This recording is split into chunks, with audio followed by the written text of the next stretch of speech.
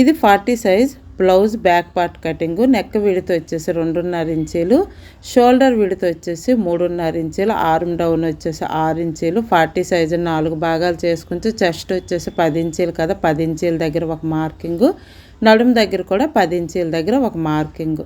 ఇక్కడ నెక్ పొడవు వచ్చేసి 9.5 ఇంచీలు, కింద వెడల్పు 3 ఇంచీలు.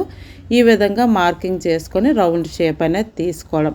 ఆర్మ్ లోతు వచ్చేసి 1.5 ఇంచీ దగ్గర మార్కింగ్ చేసుకొని ఇక్కడ నుంచి 3 ఇంచీల దగ్గర షేప్ కోసం ఒక మార్కింగ్ చేసుకొని ఆర్మ్ హోల్ అనేది ఈ విధంగా షేప్ తీసుకున్న తర్వాత ఒకసారి కొలత అనేది చూసుకోండి. చూసుకున్న తర్వాత లైనింగ్కి మెయిన్ క్లాత్కి అనేది జాయింట్ చేసి 2 సైడ్లు వచ్చేసి హాఫ్ ఇంచ్ అనేది డాట్స్ అనేది స్టిచ్చింగ్ చేసుకున్న తర్వాత కింద స్టిచ్చింగ్ కోసం పట్టి అని 2 ఇంచీలు పొడవు వెడల్పు బ్యాక్ పార్ట్ ఎంత ఉంటుందో అంత అనేది తీసుకొని ఫస్ట్ ఒక కుట్టు అనేది ఈ విధంగా కుట్టుకున్న తర్వాత లైనింగ్ పైన కూడా ఒక కుట్టు అనేది వేసుకొని హాఫ్ ఇంచ్ లోపలికి ఫోల్డింగ్ చేసుకుంటే బ్యాక్ పార్ట్ అనేది ఇలా రెడీ అవుతుంది. నచ్చితే ఒక లైక్ అనేది చేయండి.